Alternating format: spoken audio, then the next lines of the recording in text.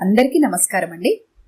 ఈరోజు మనం ఆదుర్తి బాలగారు రచించిన పొదరిల్లు అనే ఓ చక్కటి కథను విందాం. ఇక కథలోకి వెళ్దాం. మాలతి ముఖం కోపంతో దుమదుమలాడిపోతోంది. అప్పుడే స్నానం కానిచ్చి అద్దం ముందు నించొని తలదువ్వుకుంటున్న భర్త వంక చూసింది. అద్దంలోంచి భార్య ముఖ కవలికల్ని గమనించాడు రఘుపతి. భార్య ముఖంలో ఆ చిరాకుకు కారణం తన తల్లి వసుంధరమ్మ అని తెలుసు అతనికి. ఇది అత్తాకోడళ్ల సమస్య. కాశ్మీరు సమస్య కన్నా పూర్వం నుంచి ఉన్న సమస్య. చిన్న చిన్న సర్దుబాట్లతో పరిష్కారమయ్యే సమస్య కాని ఆ సర్దుబాటు ఎప్పుడు అవతల వైపు నుంచే రావాలనుకోవడం వల్ల అదెప్పుడు పరిష్కారం కాని సమస్యలో మిగిలిపోతూనే ఉంటుంది. చూసారా మీ అమ్మగారి దాష్టికం? 70 ఏళ్లు మీద పడ్డాయి. పెట్టింది తిని కృష్ణారామ అనుకుంటూ ఓ మూల పడి ఉండొచ్చుగా. ఊహం, ఆవిడ చాదస్తంతో కోడల్ని సాధించాలని చూస్తోంది. చేతులు తిప్పుతూ అన్నది మాలతి. విషయం ఏమిటని అడగలేదు రఘుపతి. అలా అడక్కపోయినా తను చెప్పక మానదని తెలుసు రఘుపతికి. పొద్దున్న ఎంత హడావిడిగా పనిచేస్తానో మీకు తెలుసుగా. కాఫీలు, టిఫిన్లు, వంట, ఈ పనులన్నిటితో పాటు చంటివాడి పనులు కూడా చూసుకోవాలి కదా. ఇవన్నీ చూసుకొని 9:30 కల్లా ఆఫీస్కి పరిగెత్తాలి. అవునా కాదా? అవునన్నట్టుగా తల ఊపాడు రఘుపతి. ఇన్ని పనులు నోరెత్తకుండా ఒక్కదాన్నే చేసుకుంటూ పోతుంటే మీ అమ్మగారి చాదస్తం ఒకటి. మడికట్టుకు వంట చేయాలట.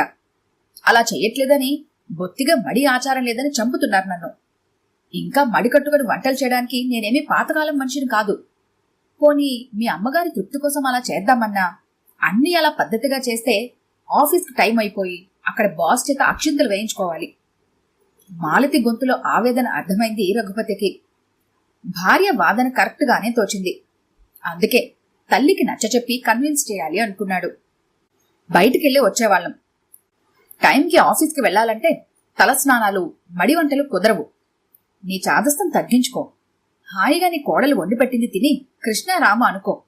నీ కోడల్ని విసిగించుకో అన్నాడు రఘుపతి తల్లితో. అంతే, బొటబటా కన్నీళ్లు కార్చింది వసుంధరమ్మ. ఎంత కష్టపడి పెంచాన్రా నిన్ను. నీకు ఊహ కూడా రాకుండానే నీ తండ్రి కాలం చేస్తే అక్కడ ఇక్కడ వంటలు చేసి నిన్ను పెంచుకున్నాను. చిన్నతనంలో నీకు జబ్బు చేస్తే సిటీకి తీసుకెళ్లి వైద్యం చేయించాలని మనూరి ఆచార్యగారు చెబితే డబ్బు లేక చేతినున్న బంగారు గాజులు తాకట్టు పెట్టి నిన్ను దక్కించుకున్నాను. నీ చదువు కోసం ఉన్న పెంకుటింటిని అమ్మేశాను. ఇప్పుడు పెద్దాన్నయ్యాను. ఎవరికి పనికి రాకుండా పోయాను. ఏదో పెద్దదాన్ని, కాస్త చాదస్తమే ఉందనుకో. మనమే సర్దుకుపోదాంలేవే అని భార్యకు చెప్పడం చేతకాక కన్న తల్లిని నన్నే ఓ మూల పడుండువంటావా? వసుంధరమ్మ వాక్ప్రవాహం గట్టు తెగిన నదిలా పొంగిపోతోంది. తల్లి కన్నీటికి కరిగిపోయాడు రఘుపతి. ఇవాళ తన ఈ స్థాయికి వచ్చాడంటే కారణం తన తల్లి చేసిన త్యాగాలే కదా. ఆమె రెక్కల కష్టంతో తన జీవిత సోపానాన్ని నిర్మించుకున్నాడు తను. అలాంటి తల్లిని కష్టపడితే తనకి పుట్టగతులుండవు. ఏదో ఆవిడ ఉన్నంతకాలం ఆవిడికి అనుగుణంగా నడుచుకుంటే సరి. ఆ మాటే భార్యకి చెప్పాలి అనుకున్నాడు.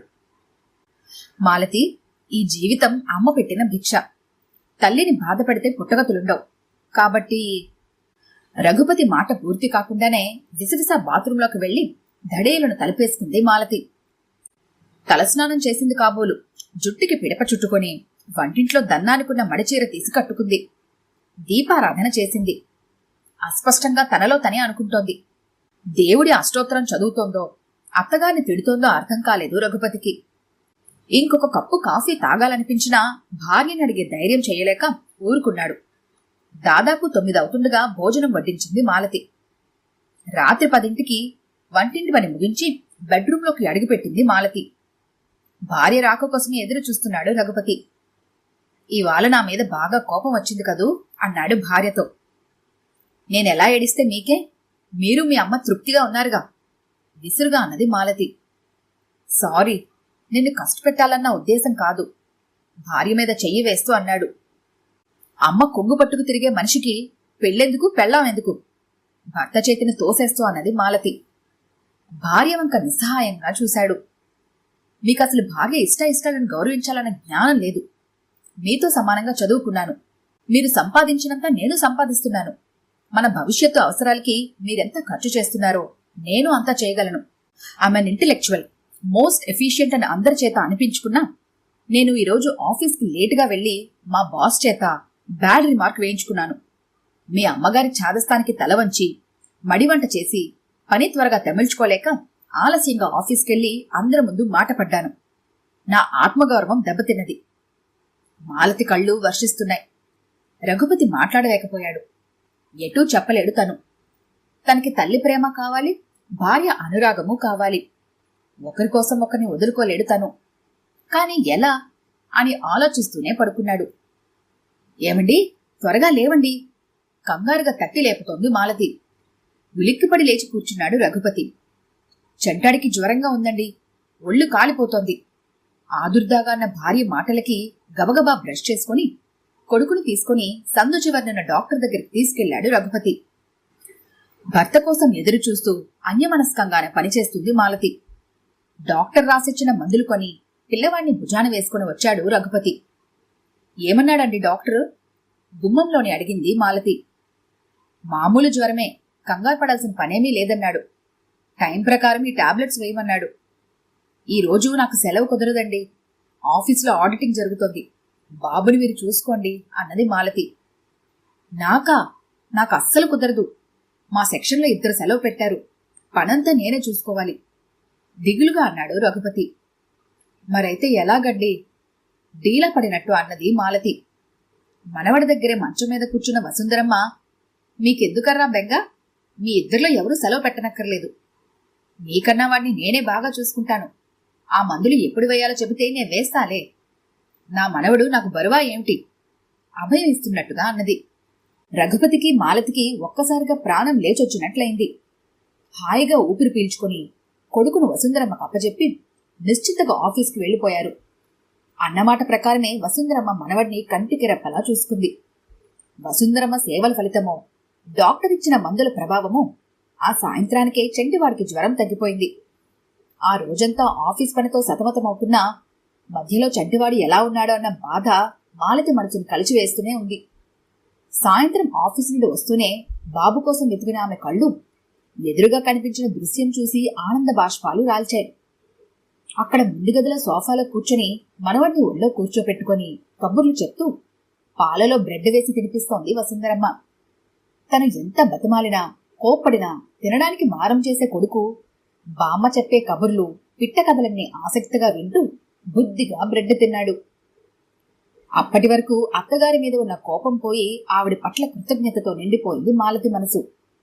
భార్యాభర్తలిద్దరూ ఉద్యోగాలకెళితే చంటి పిల్లల్ని చూసే పెద్ద దిక్కు లేక తప్పనిసరి ఏ చైల్డ్ కేర్ సెంటర్లోనూ వదిలిపెట్టి వెళుతున్నారు తల్లిదండ్రులు. కాస్త పెద్దై స్కూలుకెళ్లే పిల్లలైతే సాయంత్రం తల్లి తండ్రి వచ్చే వరకు బిక్కుబిక్కుమంటూ కాలక్షేపం చేస్తున్నారు. అలా ఒంటరిగా ఉండే పిల్లలతో అభద్రతాభావం చోటు చేసుకుని వారి భావితరం మీద ఎంతో దుష్ప్రభావం చూపిస్తుందట. ఆ విషయంలో తన అదృష్టవంతురాలే. కన్న తల్లి కన్నా ఎక్కువగా మనవడిని చూసుకునే అత్తగారుంది తనకి అనుకుంది మాలతి. మర్నాడు 5ంటికి లేవడానికి గడియారానికి అలారం సెట్ చేసుకుంది మాలతి. ఏమిటి రేపు స్పెషల్, అంత త్వరగా లేవాలనుకుంటున్నావు? భార్యనుద్దేశించి అన్నాడు రఘుపతి. ఏమీ లేదండి, అత్తయ్య గారి రూట్లో పని చేయాలంటే కాస్త ముందే లేవాలి మరి అంటున్న భార్య వంక ఆశ్చర్యంగా చూశాడు రఘుపతి. అతని ఆశ్చర్యాన్ని గ్రహించినట్టుగా అన్నది మాలతి. హాయిగా విశ్రాంతి తీసుకోవాల్సిన ఈ వయసులో మనవడి బాధ్యత తీసుకోవడం మీ అమ్మగారికి కష్టమే. అయితేనే ఆవిడ ఆ కష్టాన్ని సంతోషంగా స్వీకరిస్తున్నారు. పొద్దున మనం ఇల్లు విడిచిపెట్టిన దగ్గర నుండి సాయంత్రం ఇంటికి వచ్చే వరకు వాడి అల్లరిని భరిస్తూ వాడి వెనకాలే పరుగులు పెడుతూ ఆప్యాయంగా చూసుకుంటున్నారు. మన కోసం స్వసుఖాన్ని త్యాగం చేసిన ఆవిడ కోసం నేను కాస్త కష్టపడితే తప్పులేదని అనుకుంటున్నాను. ఆ మర్నాటి నుంచి ఓ గంట ముందు లేచి అత్తగారి పద్ధతిలోనే వంట చేసి టైంకి తమిల్చుకోవడం మొదలుపెట్టింది మాలతి. ఎవరూ తలుపు కొట్టని చప్పుడైతే వెళ్లి తలుపు తీసింది వసుంధరమ్మ. ఎదురుగా తన పిన్ని కూతురు కాత్యాయిని.